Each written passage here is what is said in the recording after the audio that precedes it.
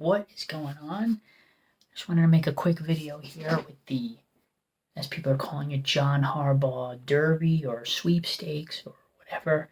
I'm recording this on the day where John Harbaugh is actually meeting with the Giants and could potentially accept the role today. And even if he doesn't accept today, there's a good chance that he will accept, but probably wants to meet with a few of the other teams that he promised he would meet with just to keep his word. But the Giants could close the deal today. I just wanted to give my take on what I think about everything in this whole race. First and foremost, I think it's good that the Giants have done their due diligence, interviewing a whole bunch of coaches from coaches that have won Super Bowls, like Mike McCarthy and now John Harbaugh, to just overall coaches like Stefanski, as well as some coordinators and coaches that, like Antonio Pierce, which could be an interesting, maybe as a defensive coordinator. I don't know about a head coach, but for all intents and purposes, it looks like John Harbaugh is the leader. And of course, if I had to rank, for me personally, who I think would be the best fit for the Giants, in order, it would probably be John Harbaugh first, then it would be Mike McCarthy, then it would be Kevin Stefanski, and then it would probably be everybody else. And my reasoning is this. I know people like to get on McCarthy. He's not that good. And, there's some allegations out there that he runs a loose ship and he's getting massages. Who knows what's true on that? But here's what we do know. He won a lot of games in Green Bay. He won a lot of games in Dallas. Now, people like to argue, oh, well, yeah, he won a lot of games in Green Bay, but he had Aaron Rodgers. But remember, Aaron Rodgers was not a finished product when he came to Green Bay. In fact, his entire throwing motion was retooled. He used to have a throwing motion kind of like where he held the ball like Peyton Manning, like up by his ear, and then they completely retooled it. Plus, he got to learn under Brett Favre inadvertently. Brett Favre didn't actually teach him, but just watching how Brett Favre prepared and all that. So there was a lot of pluses there. And, it's always a tricky situation with quarterbacks and coaches because you could argue that, yeah, he had prime Aaron Rodgers. That's why McCarthy won the Super Bowl. But you could also argue he did a lot of work on Aaron Rodgers to get him to be the player that he was. Harbaugh won the Super Bowl with Lamar Jackson, but here's the point that people miss. Won the Super Bowl with Joe Flacco. But here's the point people miss. Wow, that is an amazing feat. You won a Super Bowl with Joe Flacco, who's really not that great of a quarterback. But nobody looks at the other side of the coin, which is, okay, well, you've had a two-time MVP in Lamar Jackson, who's been a great quarterback, and you haven't gotten close to another Super Bowl with that. So you had a not great quarterback and won a Super Bowl, so you get a lot of credit for that. But now you've had a great quarterback and haven't gotten near the Super Bowl, so do you get some flack for that, right? But it doesn't seem like he is. So that's why John Harbaugh is coveted as this great coach. But I think he's very similar to McCarthy. They have a similar winning percentage, similar playoff record. Both have won Super Bowl. So that's why I would still put Harbaugh first, because I just think if the reports are true, he runs a little bit more of a tighter ship like Coughlin, which is where the Giants had some of the best success. And, McCarthy might be a little bit more looser, more of a player's coach, and we kind of don't need that. A lot of the players on the Giants have said they want accountability. So that's what you'll get with Harbaugh. But I think either guy could be good. And then I put Stefanski in third place. I'm a little bit hesitant with Stefanski. I know he won Coach of the Year twice. To me, that doesn't mean anything. Dable won Coach of the Year his first year. Look where that got us, right? The only thing that intrigues me about Stefanski is that he was able to go to the playoffs, twice with the Browns, which is like winning 2 Super Bowls on any other team because they were so bad.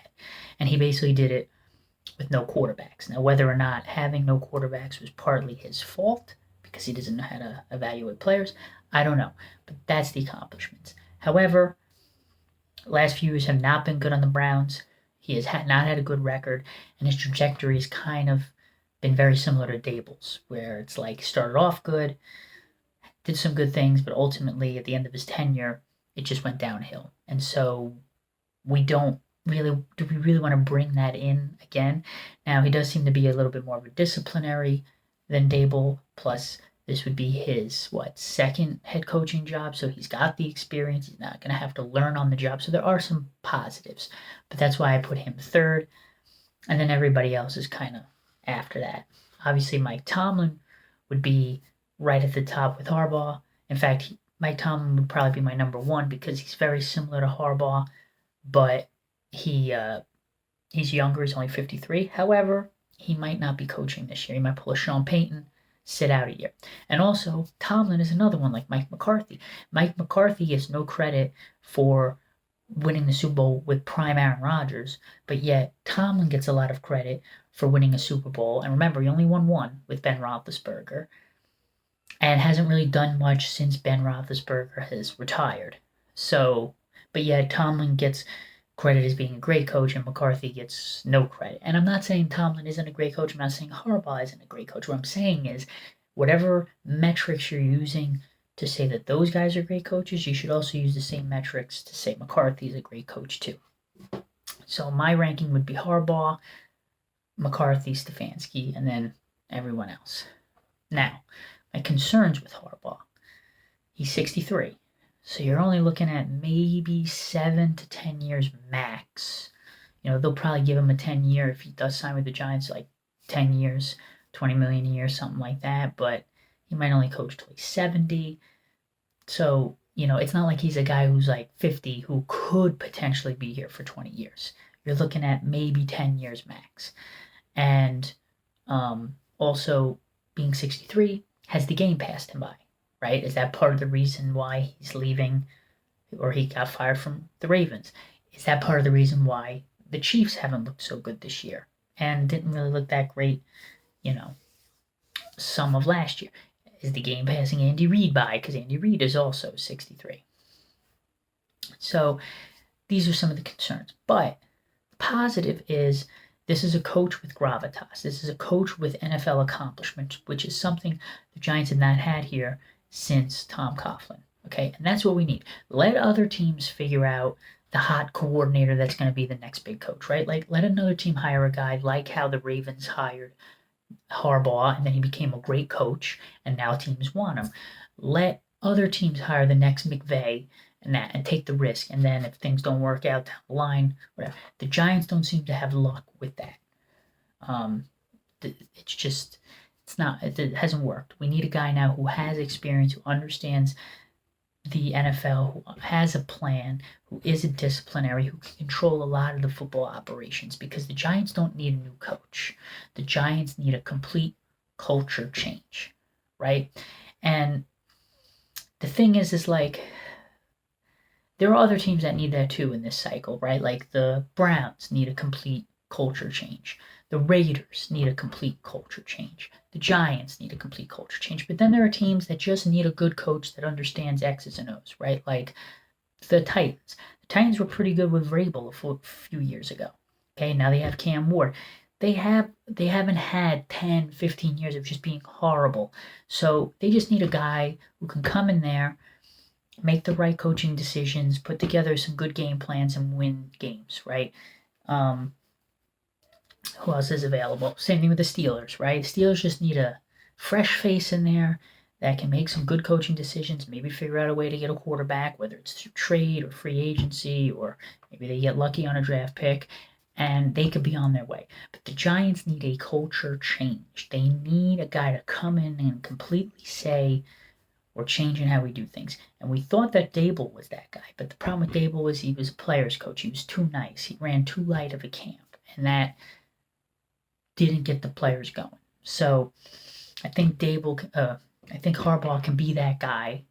And even though we're saying max he'll only be on the Giants for 10 years, maybe you only need that. Maybe you only need 5 years. You just need a guy that can give the Giants an identity, that can give the Giants a blueprint that they can follow indefinitely, right? Because that's what the Ravens have. That's what the Steelers have. That's what the Patriots had. They kind of lost it a little bit. Now they got it back. They had this blueprint of like what kind of team they want to be and how to execute it. And they just need a coach that understands that. The Giants now have no identity. They don't know what they want to be because they haven't done a good job of transitioning into the new era of football, right? Prior to this, they're still living in the era of football of like Eli Manning and that, which I love that era of football. I wish we could go back to it, but we can't. And they don't have the personnel that understands how to win in the new era of football. So we need a guy who can bring that along. Is Harbaugh the guy? Well, I know he'll be a culture changer now. Whether or not he understands the new era of football, I think he understands it more than the last 4 coaches we've had here. I can tell you that. And then once he comes in, he can put his fingerprint on things and change the culture. Then, when it's his time to leave and the Giants hopefully haven't experienced another decade of losing seasons, maybe they've had, let's say Harbaugh stays 7 years, and out of the 7 years, 5 of them, the Giants have winning records and go to the playoffs, and maybe in one of those, they go pretty deep into the playoffs. And then Harbaugh goes, you know what, I'm going to call it quits. But now the next guy who steps in is not coming into a situation where everybody in the locker room is demoralized because we just lose. They're fresh and they're ready to go. And they're like, hey, we got this thing. We just need the next guy that can kind of control the ship. Where the last 4 coaches after Coughlin, because even when Coughlin was leaving, the Giants were kind of on a downward swing. They had 2 6-10 seasons, and it wasn't looking good. And then they brought in guys who were not culture changers, who were not disciplinaries, even though Joe Judge claimed he was, but they were not disciplinaries, and so then that continued, the losing continued, and then built into a mindset and all that. So that's kind of how I feel about it. So I think Harbaugh is the choice. He could be like the next Tom Coughlin of the team. Because remember, Tom Coughlin was a little younger, believe it or not. He was, I think, 58 or 59 when the Giants hired him. So he's a little younger than Harbaugh, but similar situation. Coughlin took over the expansion Jaguars and brought them to 2 AFC championship games as a new team, right? I think he was the coach there for like 5 years. And then I guess ultimately they got rid of him because they probably wanted to get over the hump and they just wanted a fresh face. And then the Giants got him, and look what happened. So now Harbaugh comes here. Does that mean the Giants are going to win a Super Bowl? No, it doesn't mean that. They may not. But you need a culture change, and you got to start with point A, which is start getting some winning records. That's point A. Have a 9-8 season. Work your way up from there. So maybe next year have a 9-8 season. Maybe the year after that win the division and get into the playoffs. Then maybe the next year go deep into win the division or make a wild card, go deep into the playoffs. And then, and then even if we don't win a Super Bowl, but that's good progress. And start to consistently do that, like how the Ravens do it or how the Steelers do it, right? You're constantly in the mix. Now, only one team can win the Super Bowl every year and only 2 teams can go. So it's very, very difficult. But at least the fan bases there aren't dejected because they just know they're out of it by November, right? You're constantly in the mix up until the end of the season, and then you get to have a nice playoff game or 2, right? Because wasn't it nice that year with Daniel Jones? We made it to the playoffs. We beat the Vikings. Now, yeah, we didn't, go to the Super Bowl. We got our asses kicked by the Eagles, but that was a lot nicer of a season than we had in a long time. And think of how much nicer it would have been if the following year we would have continued that. But of course, it didn't happen, but I think with a guy like Harbaugh, something like that could happen, where you could have a season like 2022, but then also, continue that into the next years. So I think Harbaugh is the guy that the Giants need. I think obviously the Giants know that Harbaugh is the guy that they need, and I think Harbaugh is pretty interested in coming to the Giants. Will the deal get done today on, January 14th, 2026? I would say probably like a 30% chance they close the deal today. But that doesn't mean they don't have a handshake deal. They might have a handshake deal that doesn't get disclosed, but then Harbaugh is going to fulfill his promises to the other, to the Titans and the Falcons to have interviews with them, and then maybe take the weekend to just quickly weigh everything, and then probably maybe early next week give a decision. It could surprise us all. It's 30% chance or so they could just come out and say, we got him. He's the next coach. But Harbaugh is a guy. I think McCarthy is a nice consolation. I do think, though, the direction the Giants would go is Stefanski if Harbaugh doesn't work out. and maybe give Mike Tomlin a call, but I think he's out. And then that'll be that. So if Harbaugh gets here, though, I do think it could definitely be a franchise-changing decision, altering decision that could put us on a good trajectory. And remember, last point, it's not just Harbaugh. See, if this was 2 or 3 years ago, I wouldn't be super excited about Harbaugh because I'd be like, yeah, but we're still bad. Daniel Jones is not that good. Blah blah blah. We have no wide receivers. The thing that makes it different now is you got the quarterback, right? And I know there could be the sophomore slump and all that, but I've watched a lot of things on Dart and not just highlights of his play.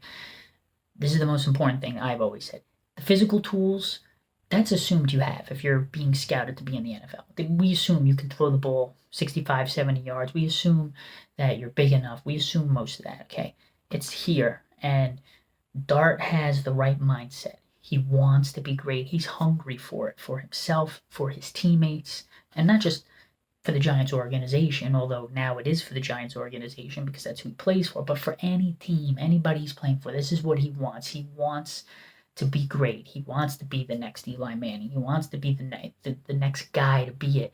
And he thrives, and this is like some of the interviews and stuff I've seen, he thrives on the pressure of being a quarterback and loves having that responsibility to have to know about everything and stuff. And so that is what I think is going to make him really stick. And then you pair him with John Harbaugh. That's what makes this different, where this could be a franchise-altering decision. It's not just John Harbaugh. It's also having Jackson Dart and the two of them together, like Eli Manning and Tom Coughlin, right? It wasn't just Tom Coughlin. It wasn't just Eli Manning. It was the two of them together making the decisions, being on the same page, learning the offense and the inside and out, the team inside and out. That is what made them have success. And I think we can see a replication of that with Harbaugh. But time will tell. First, he has to accept and be the Giants coach. And then next, we have to see the results on the field, which in recent Giants history has been the hardest part to accomplish. So we'll see.